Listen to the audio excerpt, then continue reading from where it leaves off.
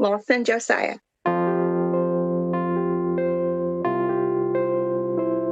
His hands were so big compared to everything else. We just knew he was going to have his Papa Mark's hands.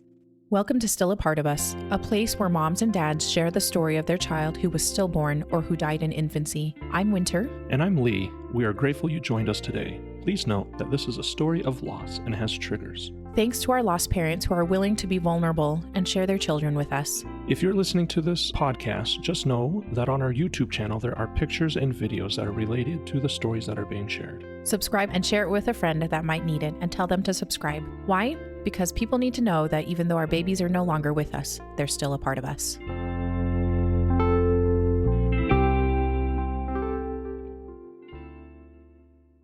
Welcome to Still a Part of Us. I am just delighted to be able to talk to Elizabeth again. This is her second time on the podcast. And unfortunately, the reason why people come to us is because they have had a loss. And she reached out to me yet again and said that she had had another loss after her first, her son that we talked about, Lael. And I will reference that podcast episode in the show notes. But I just wanted to say, Elizabeth, thank you for reaching out to us. Thank you for coming on and being willing to talk about your other loss of Lawson. So thank you so much and welcome back. Thank you. I appreciate you giving me this opportunity. Yeah. So, Elizabeth, so everybody knows who you are, and I know that they can go listen to your other episode, but can you tell us a little bit about yourself, what your family looks like, and where you guys are at in the country? So we live in backwoods Kentucky, Western Kentucky. Me and my husband, and we have 6 living children with us currently. And at the time of Lawson, that was pretty much the same. The only thing that's changed is a couple of years, but the family pretty much looks the same as it did. We have Logan, and he's now 18. Oh my goodness. Yes. So we have a big age range, Yes. It makes me feel old to think that I've been doing babies for 20 years, but yes. we're to that point here soon. But so he's 18, and then we have Lindsay, and she's currently 14, going on 24 in her mind. And and then we have Landon, and he just recently turned 9, and Lauren is 7, and Lena is fixing to turn 6. And then Lily just turned 4, and she lets everybody know it. Oh, that is like the best. And then as a point of reference, so when we chatted with you about Lael, that was back in 2024, I think. Is that right? Yeah. I lost him in 23. 23, but we chatted in 24. Right. Yep. So you lost him in 23. And then at the time of this recording, how long ago was it that Lawson was born? We just celebrated his first heavenly birthday in April. So he was back last year. Yeah. So it's been about just a tiny bit over a year since the time that we are recording this episode. Mm-hmm. So, okay. So then, and can you tell us a little bit about your family as well? I know that you have you guys are very active in your family together, and I know that your husband, last time I chatted, was he drove truck sometimes, and then also he was a pastor. Is that still the case? He's not a pastor. We don't currently have a church that he's pastoring, but he is a preacher. A preacher. Okay. Yes. Fill in with different at different places as needed right now. That's where God has us right now. But he's still doing that, still trucking and all that, and now our oldest is out on the the workforce and doing big boy stuff. So that's pretty much probably the biggest change, is having another person in the family that's working and got his own truck and all the things that comes with teenage boy life, But we are active in our church. I'm still piano player there, and so and really, I put my heart into the piano playing. That's a big part of every time that I've gone through something, even back, like when I very first, so the church that we go to is actually the church that my granddaddy pastored back years ago. And I've been going there since I was 4, 3 to 4. Yeah. So when I was young preteen, one of my brothers had just been born, and he was having some major infection and stuff. And he was like, he'd just been born like a week, and he was lethargic and wasn't eating. And we were having a meeting at church, and so they were going to take him to the hospital and see what was wrong. And I was worried sick. And my grandmother picked up on it, and she was the piano player at the time. And she said, Elizabeth, you see that organ over there? I want you to sit down and I want you to play it during church. And I said, I can't, I don't know enough yet. And she said, I will tell you what to play. And it was sitting like across from the stage area. So we were like facing each other. And so she set me up there, and she was like, gee. And she was like telling me the chords, and I'm just like looking. But she taught me in that moment that it doesn't matter what you're going through in life and what your worries are and what your concerns are. You can do something for the Lord. You can focus on the Lord, and He makes it all okay. And from that point on, I've put my heart and soul into music, regardless of what I'm going through. And some of my hardest battles have been fought sitting at that piano at that church. So I really do enjoy that. I teach music class to several of the kids in the church too, and I really enjoy passing the love of music and all that to them. So yes, music is such a, it can be a balm, and it can be it can be joyful, and there's so many things that it does. And so, yes, I think that's wonderful. Okay. And then let's see. Can you remind me again, your families, you and Mark's family, are they around you guys? Are they near in Kentucky area? Jacob's family, his dad, Mark, and all them, his mom, all them live in Kentucky. They do. Yes, but my family doesn't. Like, we all used to live right here in Kentucky, but in recent years, I only have 2 brothers left here in Kentucky. My parents are in Oklahoma, and they've been there for several years. They've been there through both of the losses of Lael and Lawson. So none of my family was super close to be able to be here, except for one brother. But I have a brother in Tennessee, and one in Michigan, and a sister in Oklahoma, and one in Indiana. So we're everywhere. Okay, great. I just, for point of reference, of just making sure that I know where everybody's at. So, okay. So then you had your loss in 2023 of Lael, and really hard. And he was born at, I think, if I'm not mistaken, around 18 weeks or so. Yes, I was 18 weeks when I found out that he had passed in like the previous week. Yes. And so then that was hard and devastating. And you had previous miscarriages and such too. So this was like just added, like this was added on. When you were you trying to get pregnant with Lawson?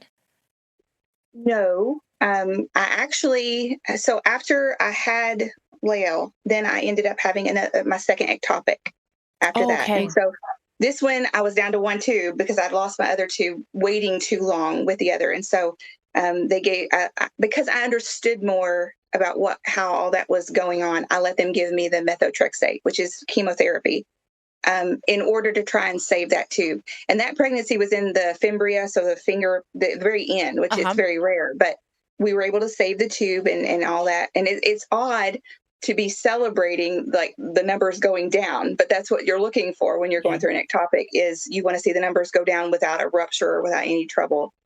So I got through that, and then I ended up with another random pregnancy, and the numbers, my beta HCGs are like, routine now for me. As soon as I find out I'm pregnant, they're running them.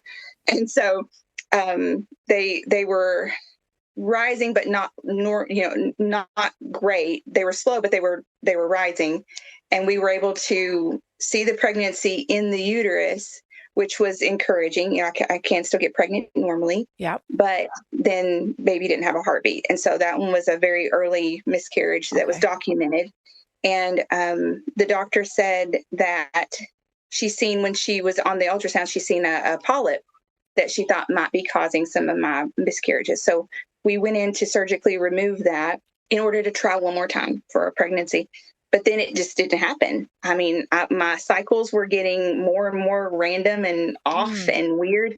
And so I was like, well, that's it. I'm going through early menopause, and, no more babies for me. And I didn't experience any pregnancy until Lawson just kind of snuck up on me.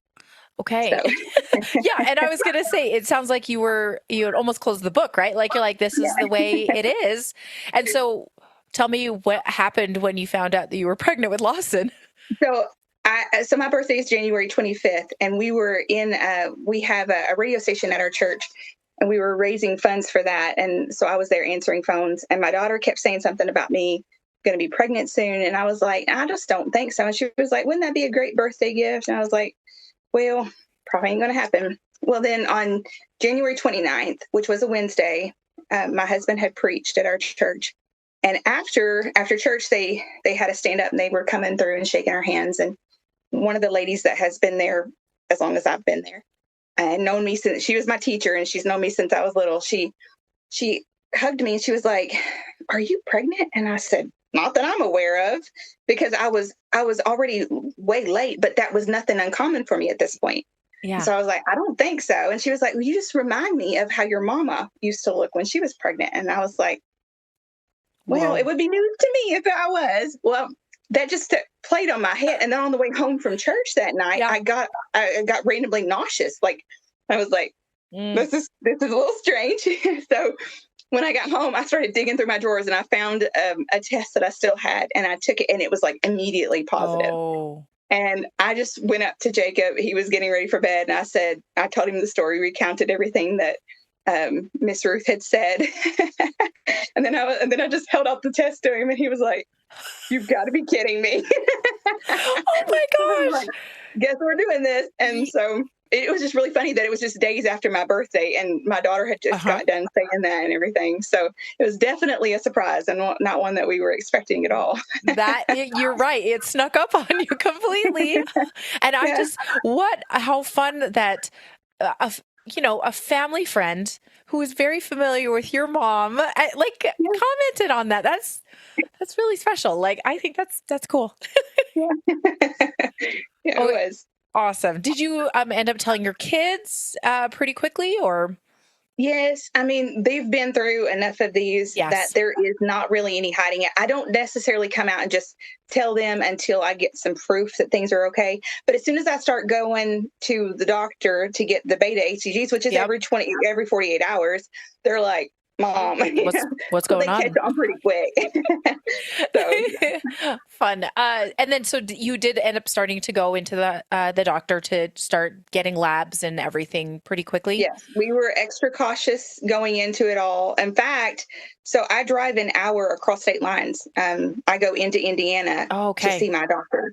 We have a local hospital, but I have a bad history with them, and so I won't do any kind of obstetric stuff with them anymore. Yes. So I drive, and I that's great, but because of the fact that we were having to look so closely at this during that first little bit, they had me drive into a clinic that my OB also kind of goes to on the side. So it was a little bit closer, but it's like a smaller clinic. So after the beta HCGs showed good, and we got to a point where we could do an ultrasound, I went there, and that was around the 6-week mark, I guess. They seen the baby. Baby had a heartbeat. Everything was fine. But they told me right away, you have another subchorionic hemorrhage, which was exactly what we had dealt with Lael. And so automatically, your heart kind of goes to your stomach. But then in that same exact time, she was telling me, she said, I noticed something really strange. She said, usually if you ovulate on like one particular side, yes, the baby will go down that tube and will implant on that side of the uterus. Yes. That's typically what they see. Well, I don't have my right fallopian tube. That's the one that was ruptured. But I ovulated on my right ovary, and I implanted on my right side. Okay. And so when she told me that, I'm like, that's got to be like a miracle from God. That's got to be, that don't just happen. So in my mind, I'm like, okay, God's got this. Everything is absolutely fine. And even though they're telling me I have a hemorrhage, I'm just like, yeah, it's all right. It's going to be okay, And I go back to the next 2 weeks later, and they done another ultrasound, and it was still there, but baby was still fine, growing right on schedule. And then 2 weeks later, so at 10 weeks, I went in, and the hemorrhage was completely gone. Okay.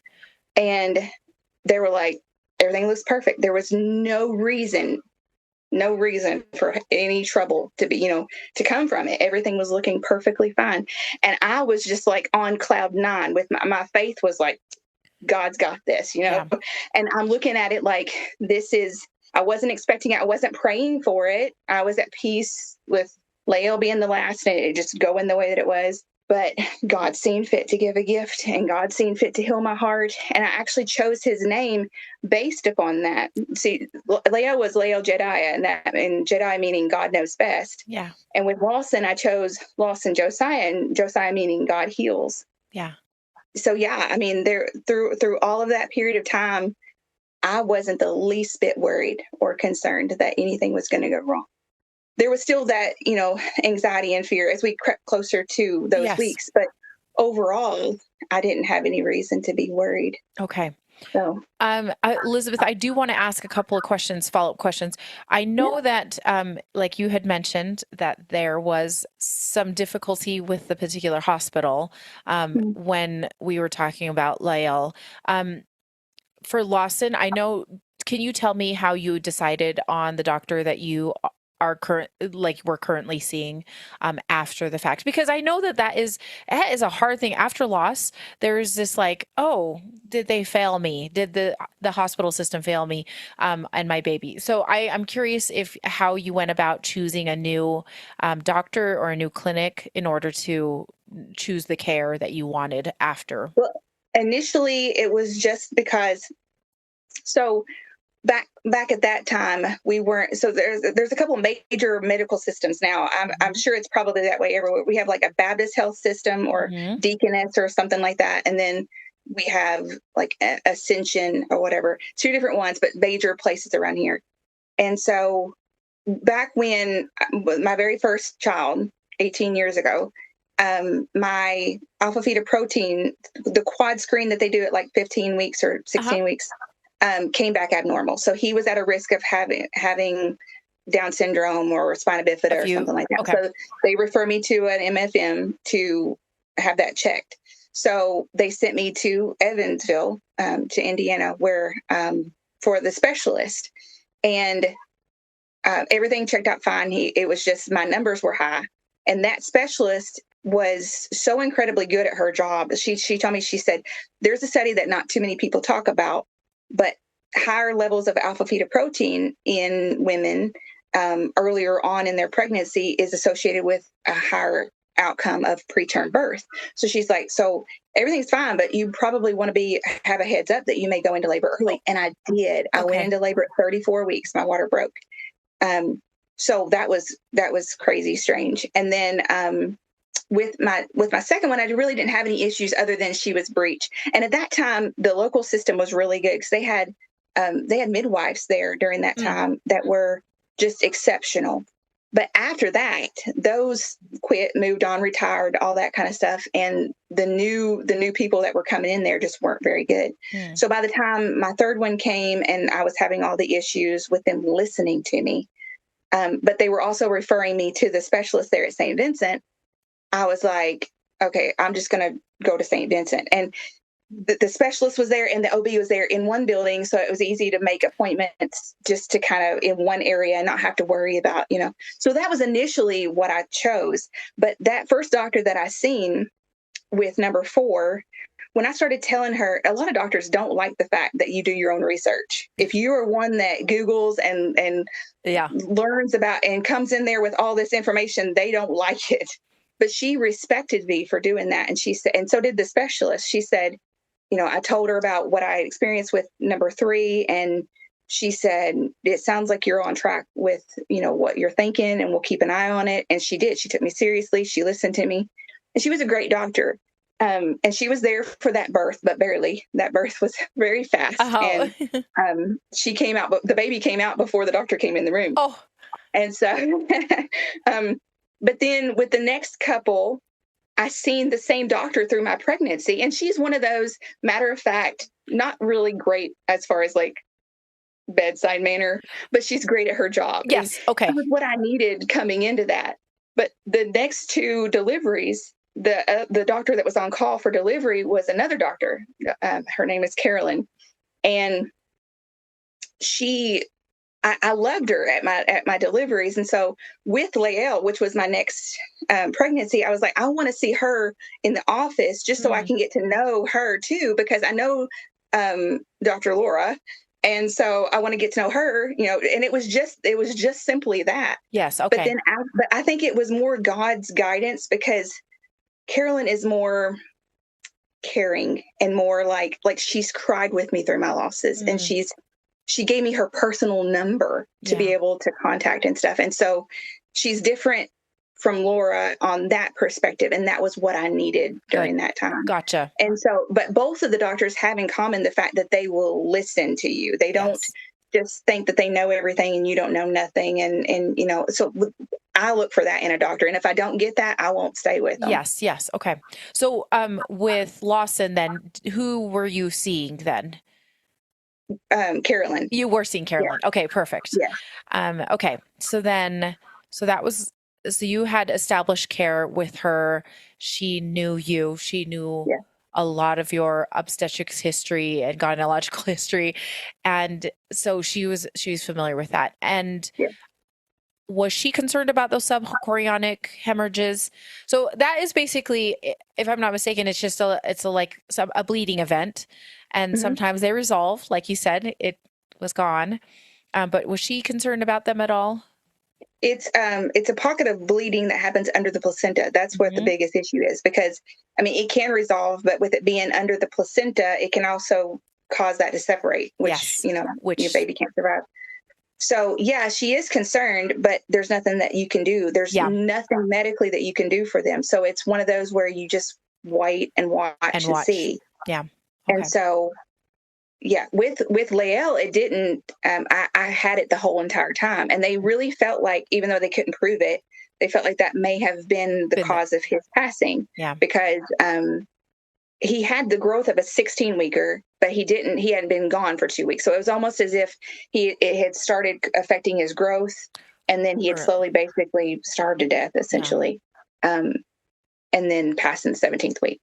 So we didn't have that issue with this time around. There was none of that to even worry about, because it all resolved. So, and I actually never had any bleeding. Some women can have a subchorionic hemorrhage that causes a lot of bleeding. Right. And you didn't. And then not with him. Now with Lael I did, but not with Lawson. Not with Lawson. Okay. So with Lawson then also, did you end up doing any sort of genetic testing or additional testing kind of around? Some people do it around 10 to 12 weeks. Was that anything that you wanted to do? I do it with all of mine, just because I qualify with my insurance because of all of my issues. Oh, so why not? Yeah. Yeah. and we enjoy finding out the gender earlier. Now we didn't do that with this current pregnancy, but with Lawson, we found out, and that was actually was really funny. I was determined to do a gender reveal with Lawson.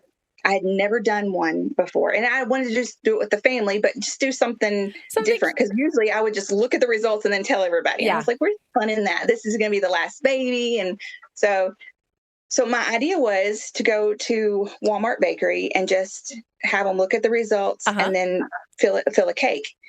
Well, there was nobody in the bakery. Nobody was working the bakery. And I'm like, and I have a small window, because Jacob he's a truck driver. He's not always there. So I'm like, we have to do this now, or I have to wait weeks, and I don't want to wait weeks. And so I got a cake, and I got pink and blue gel, and I went to customer service, and I said, they were like, "Can we help you?" And I said, "I'm here to take customer service to a completely different level." That is so funny. They were like, okay. And so I told them I was like, "Can you just take this in the back room, look at my phone, and squeeze one in, and that, and just ring me up for a tube of gel, and I won't ever know."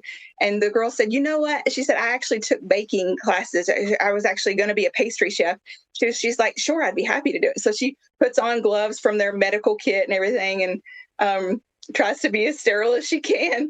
And she went back and done it, and she was having some trouble hiding enough the color on the top. So she ended up saying, she said, "I'm going to use both colors on the top." And she said, "I won't even charge you for the second one."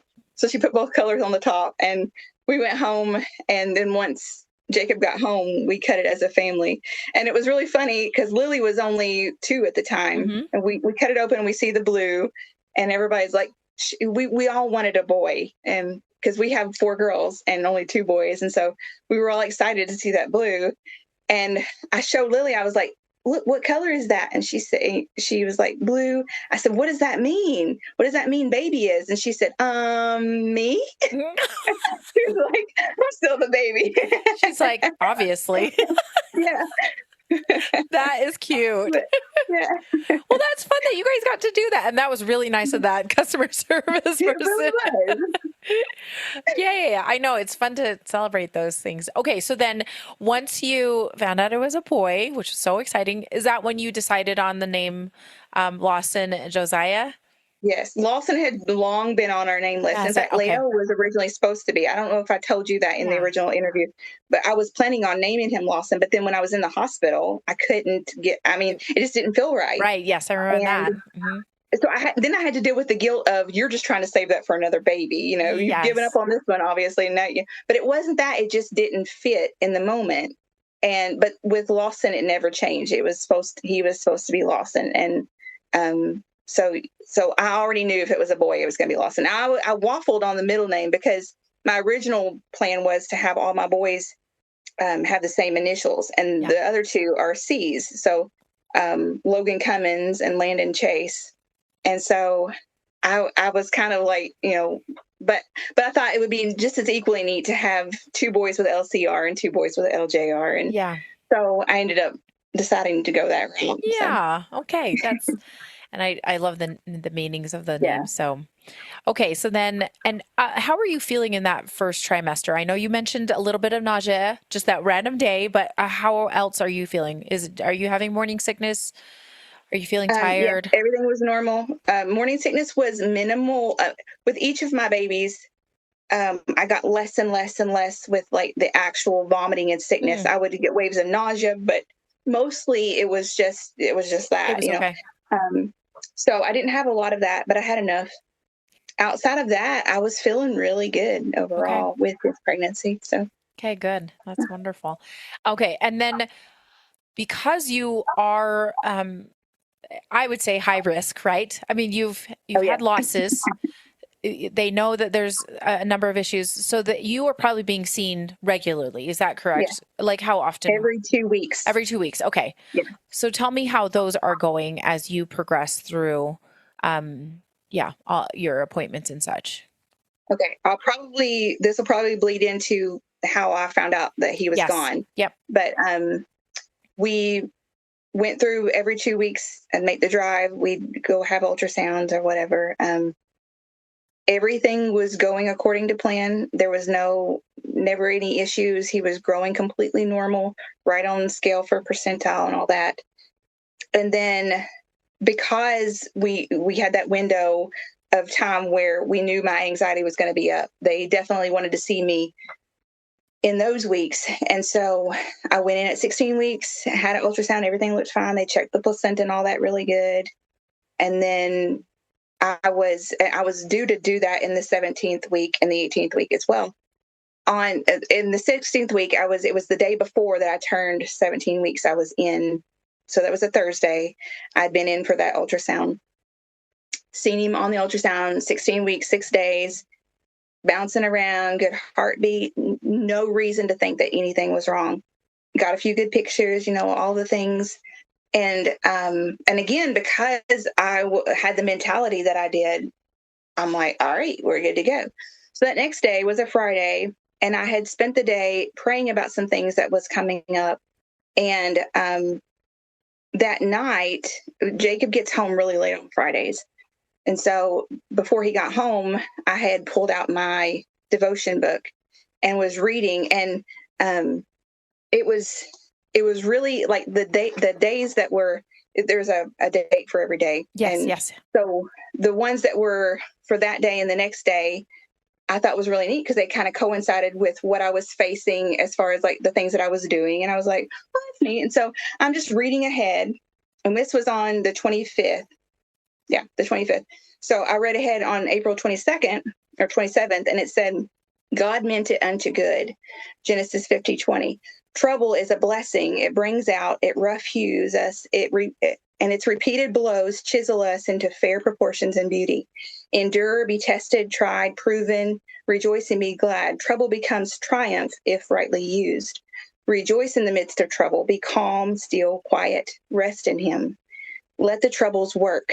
Don't hinder. Never complain. Stillness is the way to take trouble. Count it all joy. Let your heart beat so you can hear it. Fret and worry about trouble and you're out of condition. When God plows, he intends to sow. And I was like, I just shut the book and I was like, well, that's not for me. No trouble around here right now, No, thank you. I'm good. But yeah, but like my heart just like went to my stomach. And I'm like, God, what is fixing to happen? And I hadn't really got that fear until that moment. And then I just got this insane need to hear his heartbeat and just know that everything was fine. And so I got my Doppler and I couldn't find his heartbeat. And so I'm like, okay, well, I have the son is in the front. Maybe it's just that. Jacob comes home. I'm laying in bed and I was like, I can't get his heartbeat. And he was like, it's just his position. You're just, don't worry. Everything's fine. We get up the next morning. We've got several things to do, several errands, ministry work to do. I get up that morning, try to hear his heartbeat, and it's not there. But I have to just put that away, put a smile on my face, and go minister at nursing home and all this kind of stuff, like everything's fine. And tried again that evening, and I still couldn't get it. And Jacob was still trying to just be all hopeful and just be like, it's all right. He's just, he's just way back in the back or whatever. And I was like, I don't know. So Sunday, we go to church. I'm playing the piano, like we talked about, just putting everything in it. And only the people that really paid attention to me and know me close could pick up that something was off.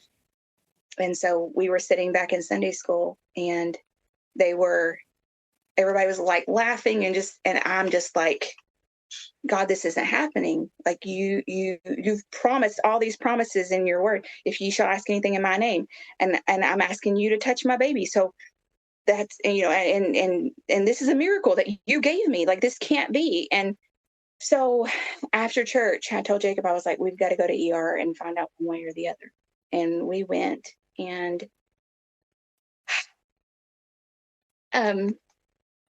the ER doctor was pregnant. So she comes in there, all pregnant-fied. And then they sent me back to ultrasound. And as soon as she put that Doppler on my stomach, I'm like, move, baby, move.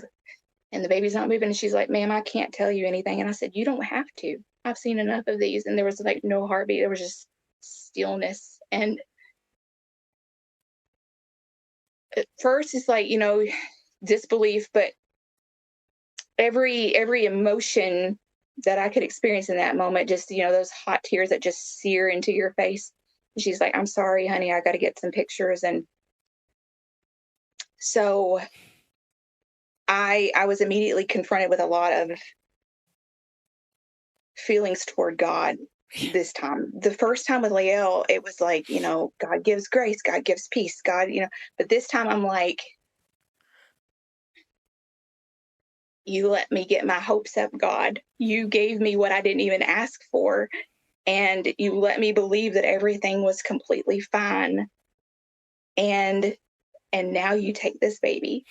And I felt betrayed. The best way I felt like he betrayed me. Yeah. And I really went through a dark spiritual time through that course. So that was on Friday, Saturday, and Sunday. And then on Monday, we just kind of like the whole house was in a funk. Yeah. Jacob was in a funk. I'm the type of person, if I sit, I'm going to go into such a deep depression. I'll just, I won't get out of it. And so I'm like working and cleaning the house and just like putting my mind into something, getting the stuff that I know that I'm going to need for him. We always do make their little caskets, and I would burn into them and put my love into the box that's going to hold them.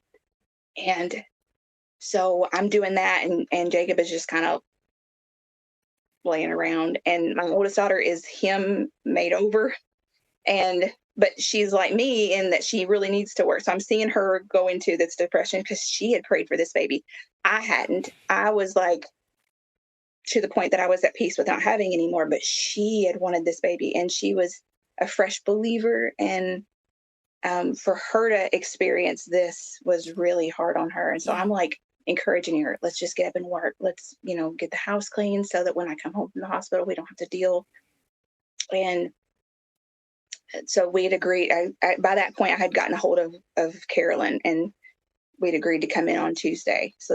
So he passed. He had to have passed on April the 25th. Yeah. Like that day. Yeah. And that's something that I didn't have with Lael. I didn't have a specific date, but I know exactly because he was fine on Thursday and he wasn't on Friday.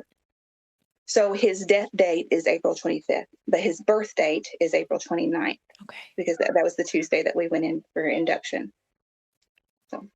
Oh, so sorry. And your daughter too. I just am like, when especially, little kids, they just have such hope and like excitement, and that is crushing. That's so hard.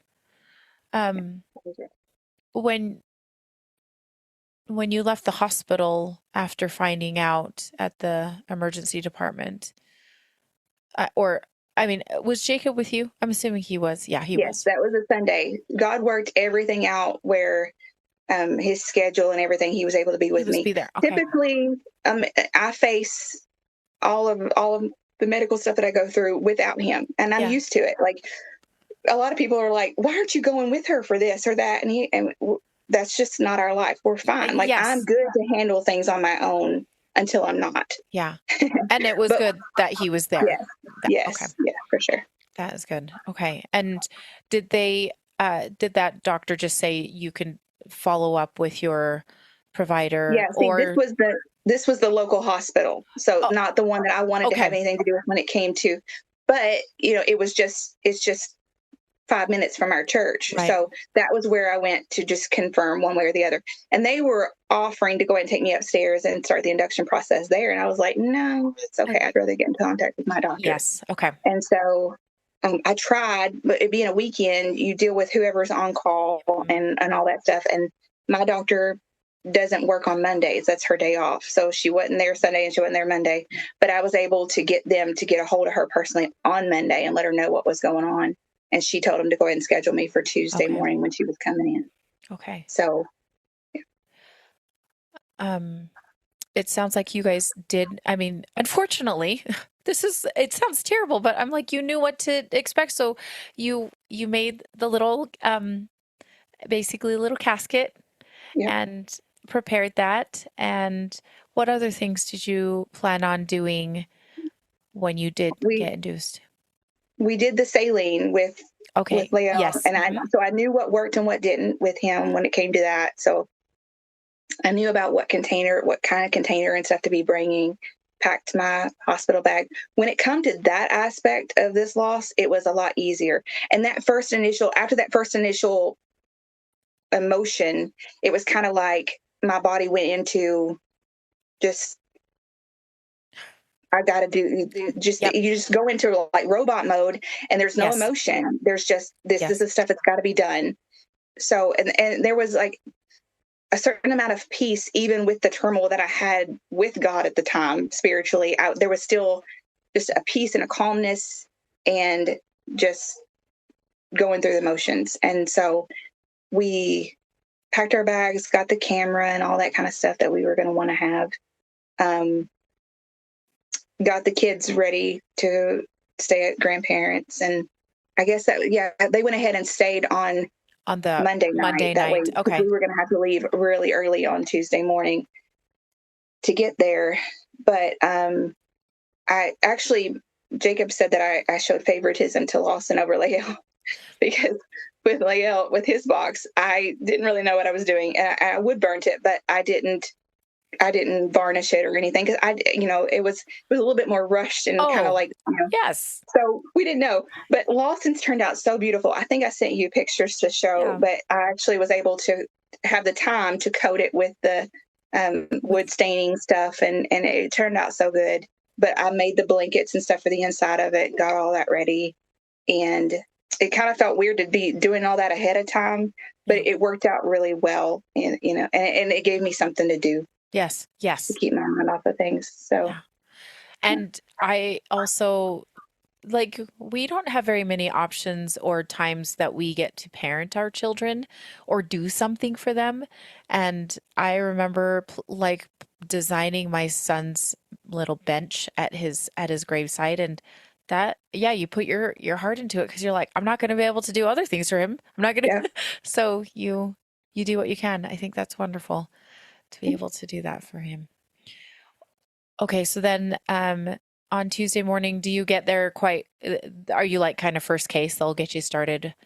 Yes, we drive an hour, a little over an hour. It depends on the traffic, but so we didn't have to be there until 7, but because we drive an hour and we had to get ready, we're getting up at like 5:30. And Yeah. I remember the alarm goes off, but both of us are still laying there because it's like, you know, Yeah. if I don't acknowledge, then it's not real. Then You it's know, not it's just real. all a bad dream. And so I'm just gonna lay here and just kind of not willing ourselves to get out of bed and start everything. But I remember very distinctly once getting up, it was like, the quiet that is so quiet that you can just hear it in your ears, like just this thud in your ears of the heartbeat. And like that was all that I could hear, just like going through the motions, everything just like we're not talking to each other. We're just getting ready and packing up and going there. We didn't really talk very much on the way.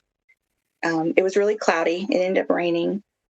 And I still see the raindrops on the window at the hospital, and the perspective of like, sometimes you don't see beyond the raindrops on the window. Sometimes that's all you can see is the trouble and the sadness. It's just right there.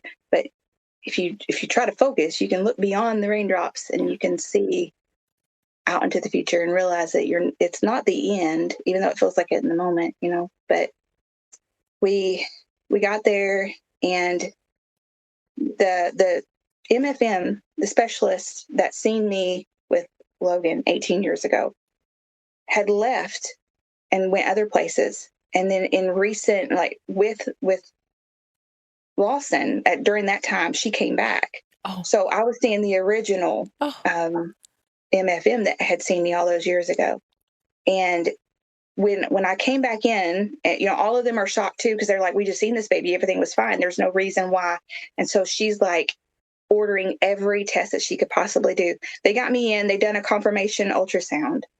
And I was still holding on to hope. Like, I know it sounds so strange, but I'm like, God's worked a miracle, and we're going to go in there and there's going to be a heartbeat, and they're going to be like, what were you talking about? Like, if the baby's fine, you just grasp at straws in those moments. But they done the confirmation ultrasound for themselves and made sure. And then they drew 21 vials of my blood. Oh, yeah.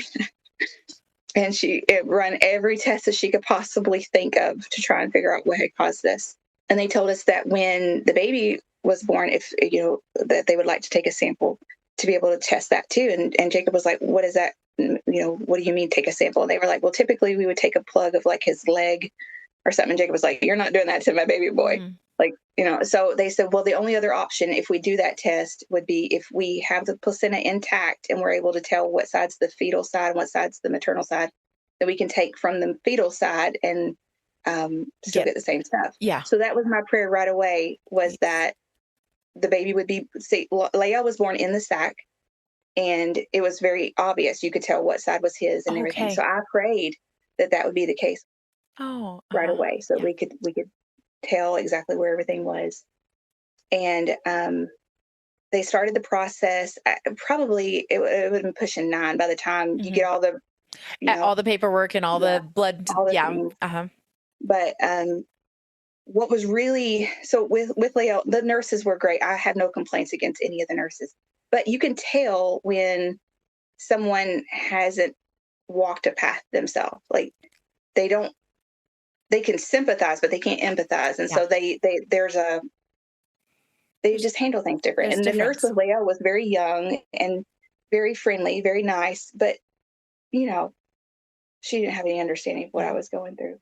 This time, the same nurse recognized me and actually came in and gave me a hug. And she was like, I'm so sorry, that you're going through this. And that was very touching that she done that. But the nurse that I had been through loss herself. Really? And she had recently taken over the bereavement department up there. Oh, And she told me that Lael and what we done with the saline with Lael had completely changed the whole way that they handle things with babies up there. really?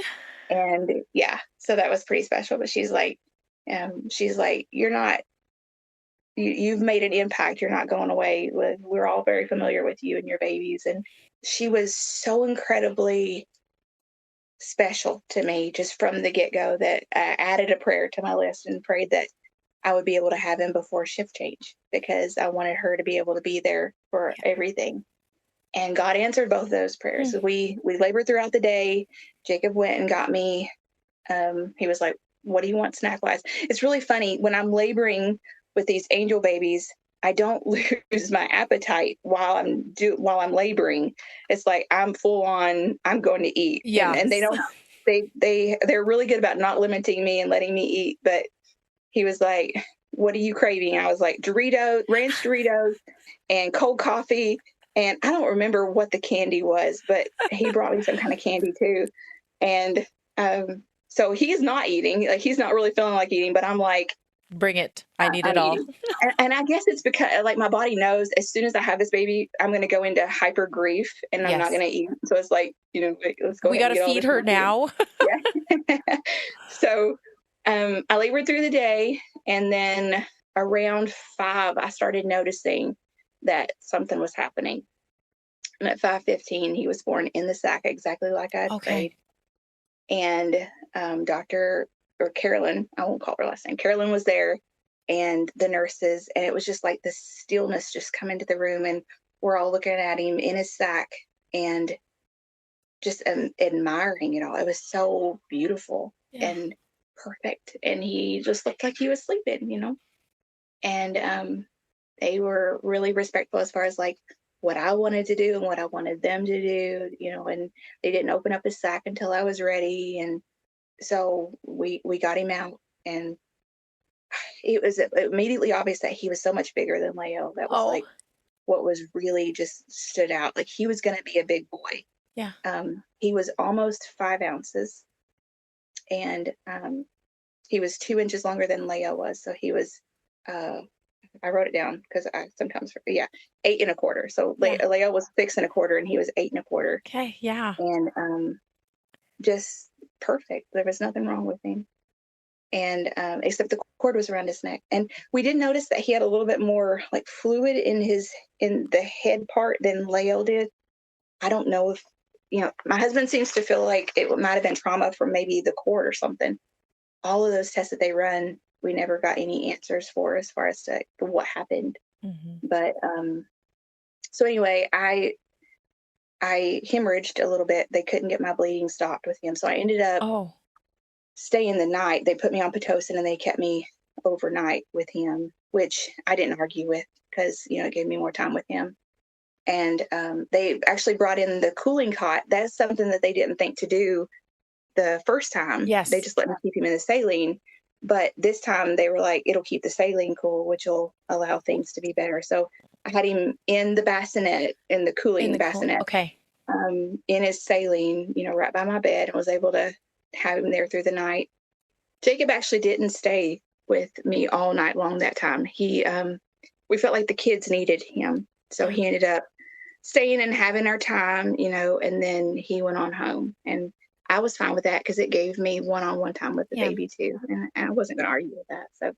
So I stayed all night, and then they released me the next day. The funeral home was a whole lot better understanding this. It was the same one we worked with before. So there was no Like wires what? crossed Yeah. like before, Yes. and all that Okay. kind of stuff. They knew me, they knew what I wanted, and they done it so quickly that we were able to get him back at the house a whole lot quicker this time than we good. were with Leo. And so yeah, that was really helpful there. But Now, Elizabeth, can I ask you a couple questions? Because I'm sure some folks are wondering. So after you took him out of the sack, and did you immediately place him into the saline bath? And then can you kind of describe what the saline bath is and what it is for, especially when they're so when they're so young, basically. So Yeah. can you tell us a little bit more about that? I know listeners will want to know how that works if they are maybe going through something where it's very kind of earlier in the pregnancy.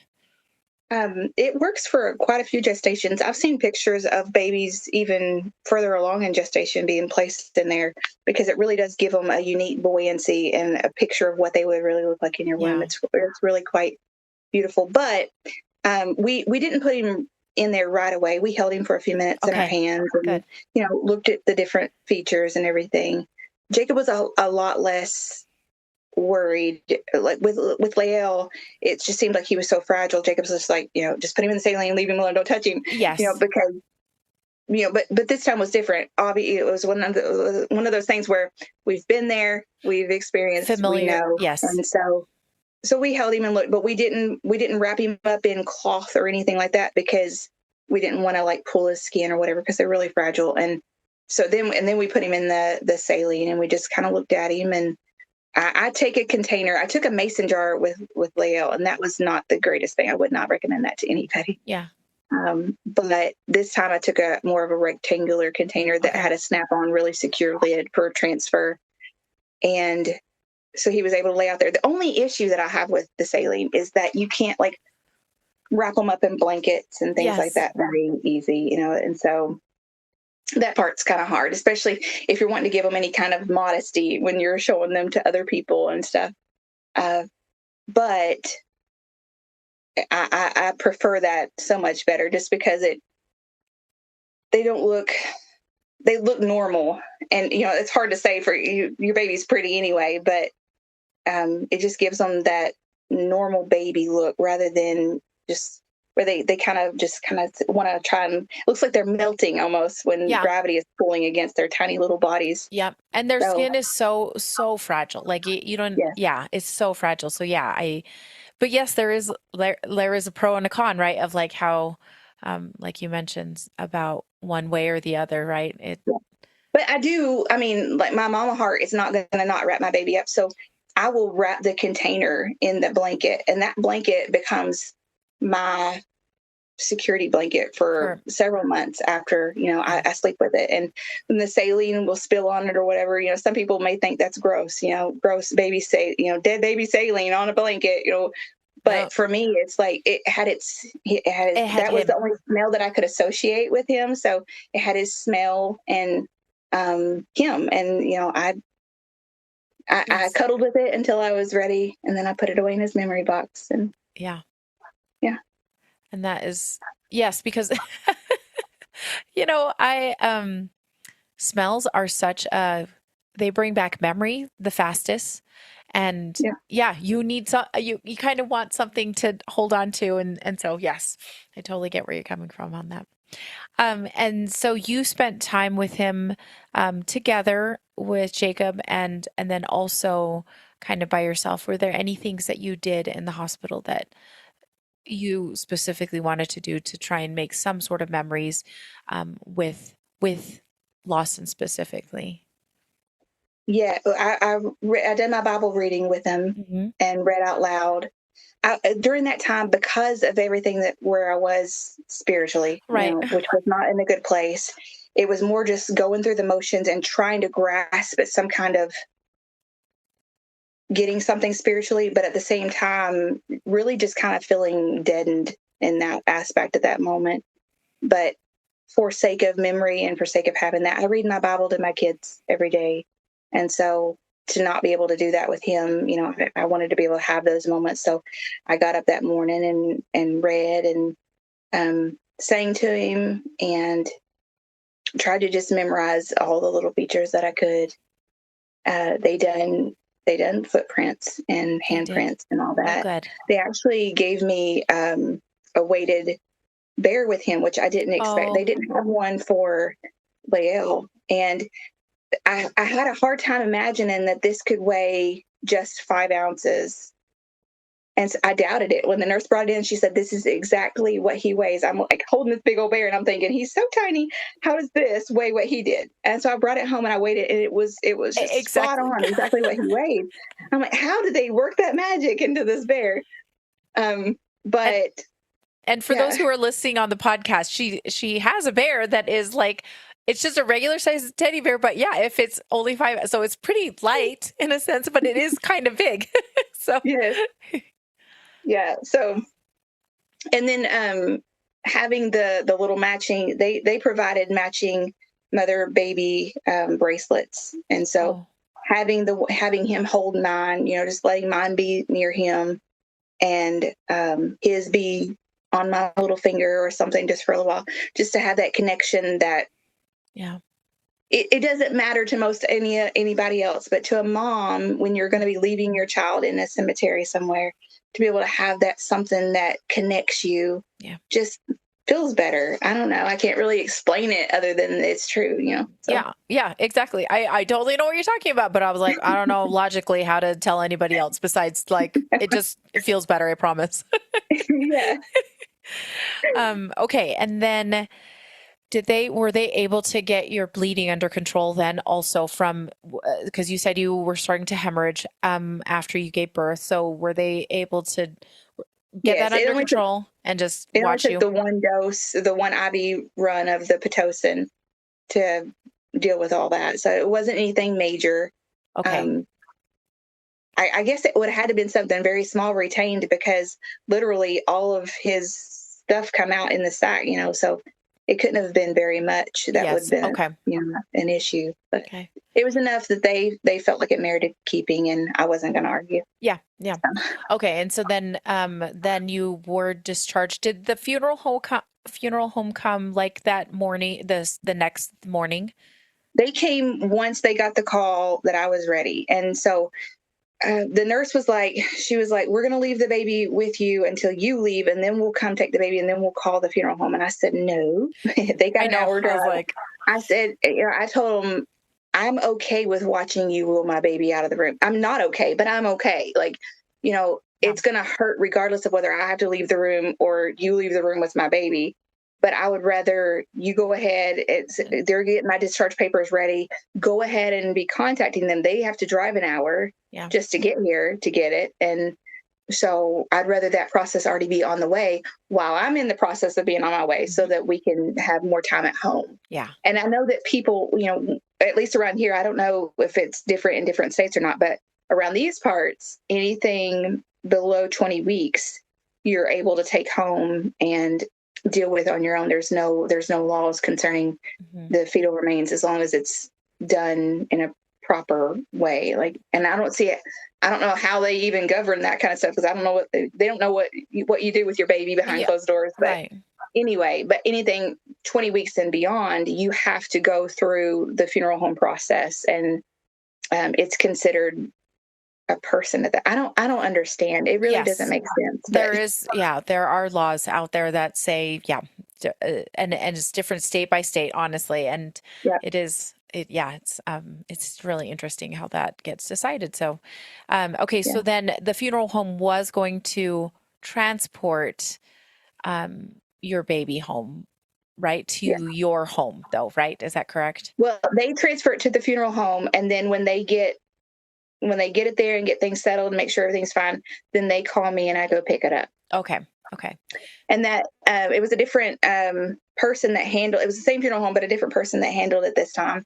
And he actually carried my baby out for me, put it in the seat next to me, and buckled it up. Just went the extra mile to just make it give it the respect of a human being. And I thought that was that's sweet. Yeah.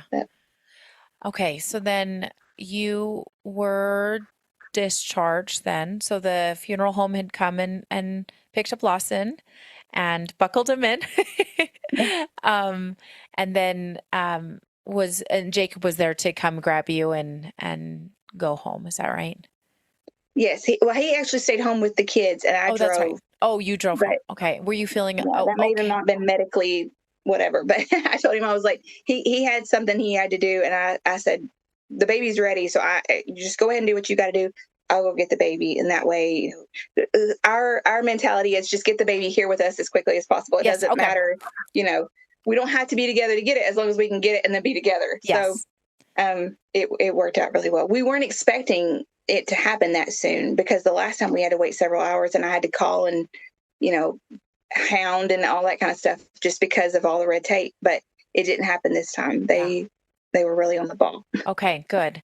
So you got yourself home, and you were did you end up going to the funeral home quickly then?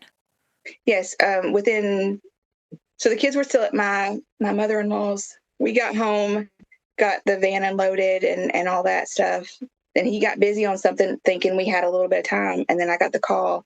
So I was like, all right, well, I'll go ahead and get it, and then we can go pick up the kids and then let them see, because at that point they'd only seen pictures. Yeah. So I ended up going and picking up the baby, and then picking up the kids. And then coming back home to come with him. Okay. Yeah. Okay. And tell me how the kids, like, how was that meeting Lawson or seeing him? They love it. I mean, all the features and all the little things. They just take it all in initially, and they were wanting to stick their fingers in and go ahead and like touch him and all that. And I was like, let's just wait. You know, I had intentions on doing that, and that was one other thing that we did differently than with Lael. I let each of them hold him, and we actually done saline pictures with them holding him. Yeah.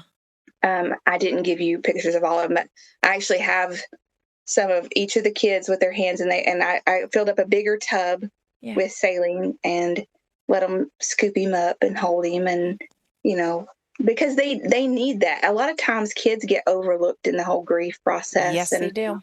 And all that. People think that because they don't understand death that they, you know, they're not important in it, but they really do need that closure and that time with their siblings, regardless of how little or fragile or whatever else. And so I let them each have their moment with him, and to be able to do that. And that was probably the next day, because I wanted to get the setup right, you know, and be able to take pictures at the same time. So the first day we just kind of left him in the container, and they inevitably were sticking their fingers in there and touching him and everything. But they love seeing all of the different features. And it's, I mean, small, yes, but perfectly formed. There's nothing different about my 17-week baby and a full-term baby, except for the size. Like when it comes to all of their features, it's really something. It is. We actually did also take. So let's see. I don't remember if it was so I got discharged on Wednesday, so we would have had church on Wednesday night. So we sent a message into our church group. We have a lot of family that goes there, like his family and stuff. And so I sent a message in and told them, I'm not the type to have like a big to-do for everybody as far as like service or anything, but I wanted to give anybody that wanted to see him an opportunity, because they didn't get that so much with Lael because of the way things worked. So I said, I'll have him at the church in the back. We put him in a cooler bag, taking our baby with us to church in a cooler bag. I know it sounds strange, but I did it. And then I was like, before church and after church, we'll be back there with him. If anybody wants to see him, fine. If you don't, if it makes you uncomfortable, don't come back. It's not going to offend me. Yeah. But several people came back and looked at him and just admired his beauty and his perfectness. And so that was probably odd for a lot of people, but, you know, it worked for us. Yes. So. Yeah. I know that, yes, it sounds so odd when you just say that, and people are like, what? But as a parent, you're just like, I want you to know that this baby existed. Like, I want you to lay eyeballs on him. It was so special for me when my sibling, my husband's, like my in-laws, they came and met my son. It made a huge difference for me to be like, yeah, he's part of our family, and I want you to see him and admire him and see how cute he is. Yeah. It just, oh yeah. But it does sound odd to a lot of people for sure. Okay, then so then tell me, then the next day you were able to get pictures with the kids, and then tell me what you guys decided to do in regards to his remains. Like, what were you planning on doing? Because I know you have your box, but tell me what kind of like service or what you did to honor and celebrate him. So with Lael, I made no bones about it. I didn't want anybody but my husband and children to go out with us to the cemetery. I didn't. I'm a very private griever. I don't typically even cry in front of people very easily. That's just not something that I do. Yeah. I can recount this story in my head in the shower and bawl like so much, but Yes. talking to you, it's going to be very rare just because I'm very closed. And Yeah. so I was that way with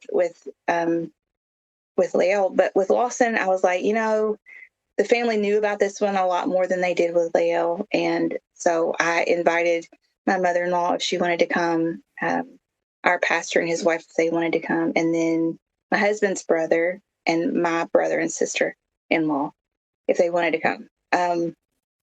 My pastor and his wife, they ended up being out of town. And my mother-in-law was like, I didn't with Lael. I won't with this one either. I'll just, I'll see him and spend time with him at your house, but then I'll let y'all have your time.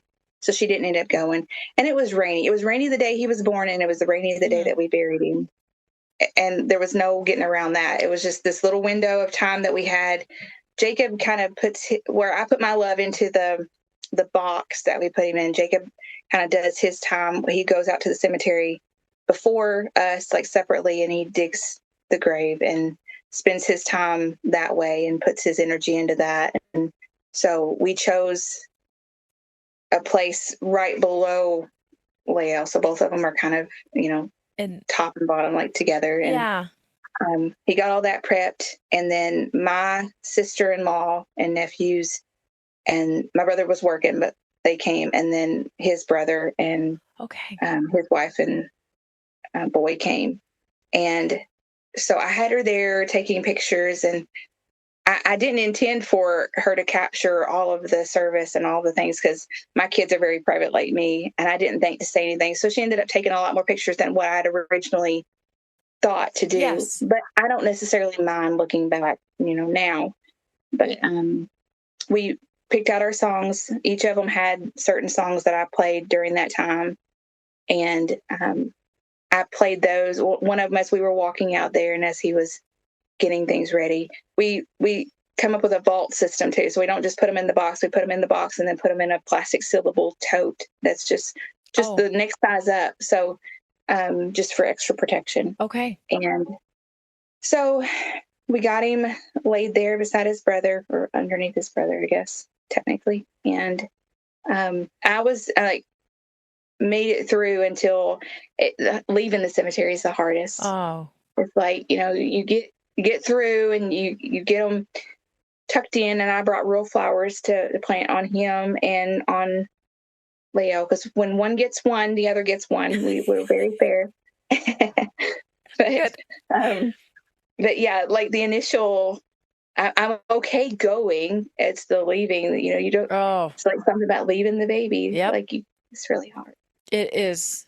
It is so hard to do that.